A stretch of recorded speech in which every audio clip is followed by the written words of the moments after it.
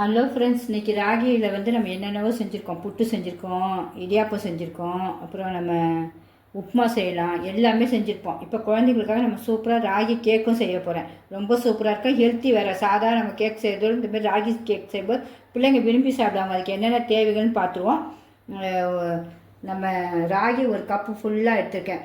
அது கூட ஒரு இது கோதுமை மாவு ஒரு கப்பு எல்லாம் ஜலிச்சு வச்சுட்டேன் உங்களுக்கு. ஏன்னா அந்த டைம் நம்ம ஜலிக்கக்கூடாதுன்னு ஜலிச்சு வச்சுருக்கேன்.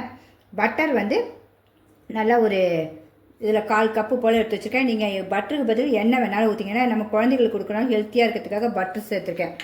அப்புறம் நாட்டு சக்கரை இல்லைனா வெல்லம் எதுனாலும் சேர்த்துக்கங்க. நான் வெல்லம் எடுத்து வச்சுருக்கேன் நல்லா ஒரு கப்பு. ஏன்னா சுகருக்கு நீங்கள் 1க்கு 1 2 கூட போடலாம். நான் எனக்கு சுகர் மீடியமாக போதுன்றதுக்காக ஒரு கப்பு ஃபுல்லாக எடுத்து வச்சுருக்கேன். இனிப்பு வந்து உங்களுடைய விருப்பம் தான்.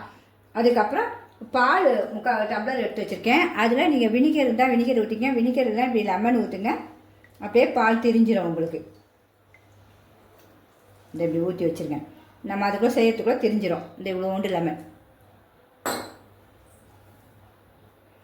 அடுத்தது உங்களுக்கு இந்த கொக்கோ பவுட்ரு எடுத்து வச்சுருக்கேன். அது நம்ம 1 ஸ்பூன் போட போகிறோம். அடுத்தது வெண்ணிலா எசன்ஸு சும்மா ஒரு ஸ்பூன் ஊற்ற போகிறேன், குட்டி ஸ்பூனுக்கு. இந்த இதுக்கு தான் வெண்ணிலா எசன்ஸ் ஊற்ற போகிறேன். உங்களுக்கு வெண்ணிலா எசன்ஸ் பிடிக்கலன்னா ஏலக்காய் தூள் போடலாம் நமக்கு. ஏன்னா இந்த முட்டை வாடெல்லாம் இருக்கக்கூடாதுக்காக போடுறோம், வேறு இல்லை. முட்டை கம்பல்சரி கிடையாது, வேணுன்னா போட்டுக்கோங்க. இதுங்களை போடும்போதே நமக்கு டேஸ்ட் சுவை சூப்பராக வந்துடும். முட்டையை வந்து கூட கொஞ்சம் சுவையை கொடுக்கறதுக்காக தான். ஏன்னா குழந்தைங்களுக்கு இருக்கும்போது கூட ஒரு முட்டை வச்சிடலாம் தான், வேறு ஒன்றும் இல்லை, ஒரே ஒரு முட்டை. அப்புறம் பேக்கிங் சோடா, பேக்கிங் பவுட்ரு இதை 1 ஸ்பூன். இதில் சோடா சும்மா 1/4 ஸ்பூன் எடுத்து வச்சுருக்கோம். சும்மா ரொம்ப கிடையாது, சும்மா ஒரு இவ்வளோண்டு எடுத்து வச்சுருக்கோம். இப்போ ஃபஸ்ட்டு என்ன பண்ண போகிறோன்னா, நம்ம பட்டரையும் வெல்லம் முட்டை 3த்தையும் நல்லா அடிக்க போகிறோம். ஒன்று நீங்கள் ஏனத்தில் வச்சு நல்லா அடிங்க, இல்லை மிக்ஸியில் வச்சு நல்லா அடிச்சிடுவோம். நான் மிக்ஸியில் தான் அடிக்க போகிறேன். இப்போ உங்களுக்கு அதை மாதிரியே காட்டுறேன். இது வந்து இன்றைக்கி நம்ம குக்கரில் தான் செய்ய போகிறோம். வெல்லத்தையும் போட்டுருவோம், பட்டரையும் போட்டுருவோம். இந்த எள்ளு கருப்பாக இருக்கிறது எள்ளு ஓட்டிகிட்ருக்கு.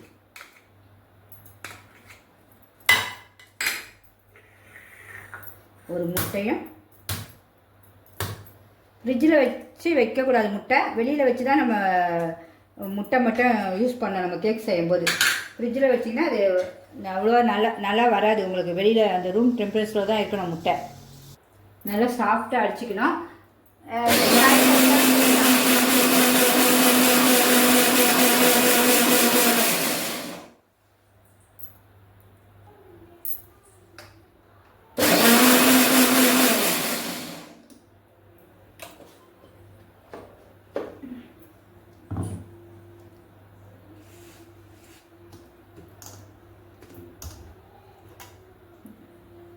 இந்த அளவு அடிச்சுக்கணும் நல்லா சூப்பராக.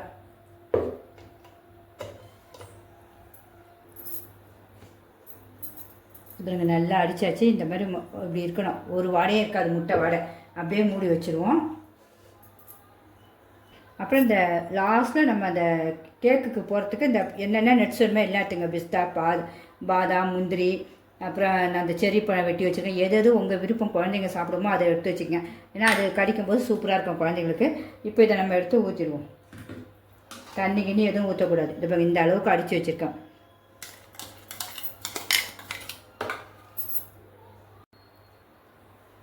கொக்கோ பவுடரும் 1 ஸ்பூன் எடுத்து வச்சுருக்கேன், அதையும் போட்டுறேன் சின்ன ஸ்பூனுக்கு. நம்ம இந்த குழந்தைங்களுக்காக தான் இன்றைக்கி நம்ம கேக்கே செய்கிறோம். இதெல்லாம் நம்ம எல்லாம் செய்ய மாட்டோம். சரி, அதையும் காட்டணும்ல, பிள்ளைங்களுக்கு பேரண்ட்ஸ் செஞ்சு கொடுக்கணும்ல. எத்தனை பேர் கேட்பாங்க, ஆசைப்படுவாங்க. நல்லா கொஞ்சம் அடிச்சுக்கலாம். இந்த பேக்கிங் பவுடரையும் போட்டுருவோம் 1 ஸ்பூன். நம்ம இதெல்லாம் யூஸ் பண்ண மாட்டோம். சரி, நம்ம கேக்குக்கு கம்பல்சரி அது போட்டு ஆகனால இருக்கிறதுலே சின்ன பாக்கெட். நம்ம கேக்குக்கு மட்டும் போட்டு திருப்பி நம்ம யூஸ் பண்ணக்கூடாது. சோடா அதுவும் கொஞ்சம் ஒன்று தான். எல்லாத்தையும் நம்ம கம்மியாக தான் பண்ணுறோம். உங்களுக்கு வெண்ணிலா எசன்ஸும் 1 சொட்டு. நீங்கள் வெண்ணிலா எசன்ஸ் வேணாலும் ஊற்றிக்கலாம், இல்லைன்னா ஏலக்காய் பொடி இவ்வளோ உண்டு அந்த வாசனைக்காக போதும். இப்போ இதில் வச்சு அடிச்சுக்கலாம். அப்போ தான் ஈஸியாக இருக்கும் நமக்கு எல்லாம் ஒன்று ஒன்றா அடிக்க.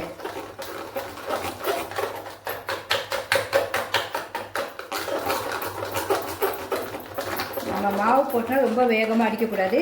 அடித்தா நம்ம அந்த கேக் வந்து சப்பி போயிடும். அது இப்போவே நல்லா அடிச்சுக்கிட்டு அப்புறம் நம்ம மாவு போட்டு வெளியே எப்படி ஒரே பக்கமாக தான் போடணும். ஃபஸ்ட்டு இந்த கோதுமை மாவு போட்டுருவோம். எப்படி நீ எந்த பக்கம் சொல்கிறீங்களோ அதே பக்கம்தான். கொஞ்சம் கொஞ்சமாக போட்டு வேகமாக அடிக்கக்கூடாது. இது பத்தலைன்னா நம்ம பால் ஊற்றிக்கலாம். பால் வச்சுருக்கோம்ல நம்ம,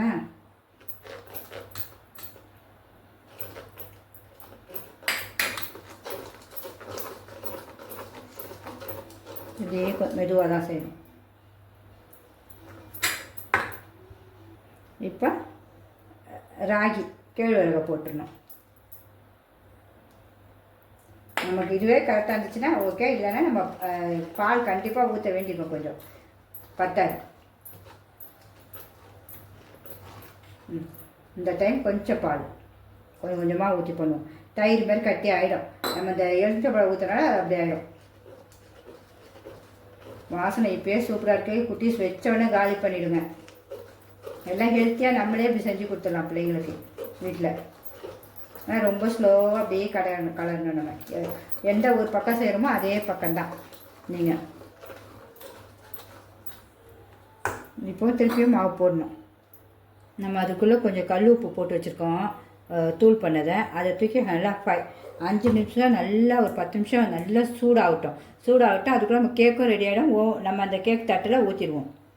இப்போ நம்மளுடைய ராகி இது நல்லா கலந்தாச்சு. இதை பாருங்க, இந்த அளவு தான் இருக்கணும் உங்களுக்கு. அப்படியே இப்படி எடுத்தால் ரிப்பன் மாதிரி விழணும் மடித்து.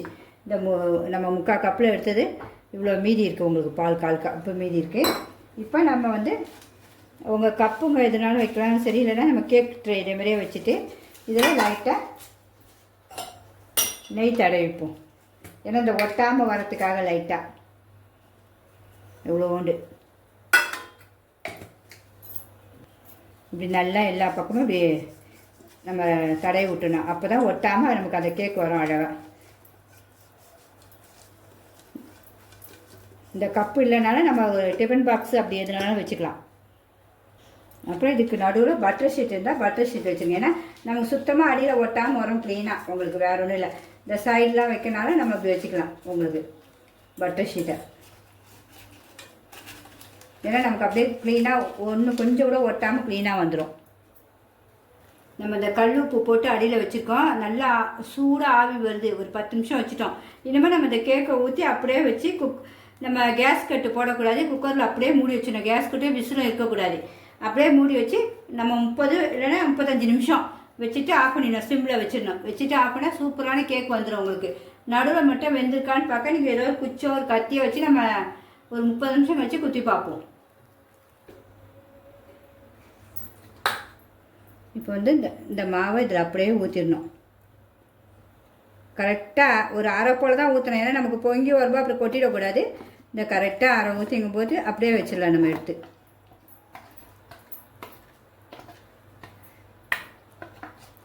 எல்லாத்தையும் க்ளீனாக ஊற்றிடணும். இது நல்லா இப்படி கொஞ்சம் நல்லா தட்டி விட்டிங்கன்னா கேப் இருக்கக்கூடாது நமக்கு. அதனால் நல்லா இப்படி 2 தட்டு தட்டினா க்ளீன் ஆகிடும். அதுக்கு மேலே உங்களுக்கு என்னென்ன குழந்தைங்க உங்கள் பிள்ளைங்க விரும்புவாங்களோ அந்த நட்ஸை போட்டு விட்டுருங்க.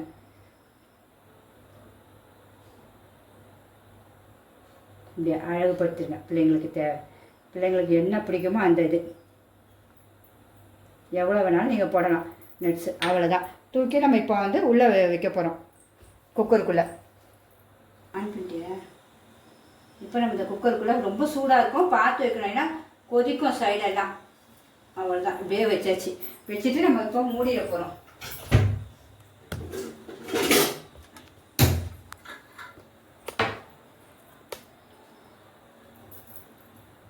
இப்போ வந்து இந்த நமக்கு குக்கருடைய மேல் மூடியும் இல்லை, கேஸ் கட்டும் இல்லை. இது ரெண்டையும் வச்சு நம்ம மூடி ஒரு கரெக்டாக 35 நிமிஷம் அவங்களுக்கு எவ்வளோ அந்த குக்கர் எப்படின்னு இது ஸ்டவ்வுடைய சூடை பொறுத்து அப்படியே மூடிடுவோம். இப்போ மூடியாச்சு. இன்னும் ஸ்லோவில் தான் வச்சுருக்கோம். கரெக்டாக 30 நிமிஷம் கழிச்சு நம்ம பார்ப்போம். திறந்து நம்ம கரெக்ட் டைம் முடிஞ்சிருச்சு. நம்ம வெந்துருச்சான்னு பார்ப்போம். அவ்வளோ சூப்பராக வந்துருக்குங்க கேக்கு. இப்போ குத்தி பார்ப்போம். வெந்துருச்சுன்னா எடுத்துட வேண்டியதான். இதை பார்த்தீங்களா, சுத்தமாக ஒட்டலை. கேக் சூப்பராக வந்துச்சு. இதை பாருங்க, பார்க்க என்ன சூப்பராக ஆகிடுச்சு பாருங்கள் கேக்கு. உங்களுக்கு குட்டீஸ்க்கு ஏற்ற மாதிரி நம்ம சூப்பரான கேக் செஞ்சிட்டோம் பாருங்கள். ராகிலே ஹெல்த்தியான கேக். இப்போ எடுத்து கொஞ்சம் 2 நிமிஷம் கழித்து எடுப்போம். இப்போ நம்ம இந்த கேக்கை இப்படி வச்சு இந்த தட்டையும் இப்படி மேலே வச்சு இப்படியே கவுத்திடுவோம்.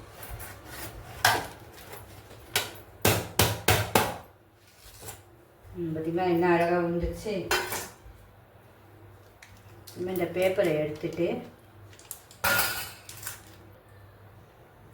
இப்போ இந்த பேப்பரையும் நம்ம பட்டர் பேப்பரையும் எடுத்துகிட்டு இப்போ நல்லா சூடாக இருக்குது. எவ்வளோ ஸ்பாஞ்சாக இருக்குது பாருங்கள். இப்போ கேக்கை வெட்டிடுவோமா? இப்போ நம்ம சுவை பார்த்துருவோம். கேக் வெட்டி நல்லா நமக்கு கிறிஸ்மஸ்க்கு ஹெல்த்தியாக பிள்ளைங்களுக்கு இப்படி செஞ்சு கொடுக்கலாம். நம்ம ராகியில் ரொம்ப சூப்பராக இருக்கும், ரொம்ப ஸ்பாஞ்சியாகவும் இருக்கும். 10 நிமிஷத்தில் நமக்கு வேலை முடிஞ்சிது பாருங்கள். அது வேகத்துக்கு மட்டும் தான் வேலை. நம்ம சுவையும் பார்க்கணும்ல. அங்கே பாருங்கள் எவ்வளோ சாஃப்டாக எப்படி இருக்குது பாருங்கள், எவ்வளோ ஸ்பாஞ்சியாக இருக்குது பாருங்கள். உங்களுக்கு அதுதான் மெயின். நமக்கு சாப்பிட்டு தான் மெயின். அவ்வளோ பஞ்சு மாதிரி இருக்குது. இது பாருங்கள் பிக்கும்போது எவ்வளோ சூப்பராக போயிடுது பாருங்கள். நம்ம கடை இது மாதிரி இருக்குது பாருங்கள் பார்க்கே. அவ்வளோ அதுவும் சூப்பராக சுட சாப்பிட போகிறேன் பாருங்கள். டேஸ்ட் பார்க்குறேன். சூப்பராக இருக்குங்க. உண்மையாகவே வேறு லெவல் தான். எல்லாருமே இப்படி செஞ்சு பாருங்கள் வீட்டில். கண்டிப்பாக பிடிச்சா சிம்பா நியூஸ் சேனலுக்கு சப்ஸ்கிரிப்ஷன் பண்ணுங்கள் ஃப்ரெண்ட்ஸ். லைக் பண்ணுங்கள், உங்கள் ஃப்ரெண்ட்ஸும் வச்சுக்கோங்க, ஷேர் பண்ணுங்கள். நீங்களும் இதேமாதிரி ருசித்து செஞ்சு சாப்பிடுங்க ஃப்ரெண்ட்ஸ். கிறிஸ்மஸ்க்கு ரொம்ப நல்லாயிருக்கு. இங்கே பாருங்கள் அவ்வளோ சாஃப்டாக இருக்குது. ஓகே ஃப்ரெண்ட்ஸ், பாய்.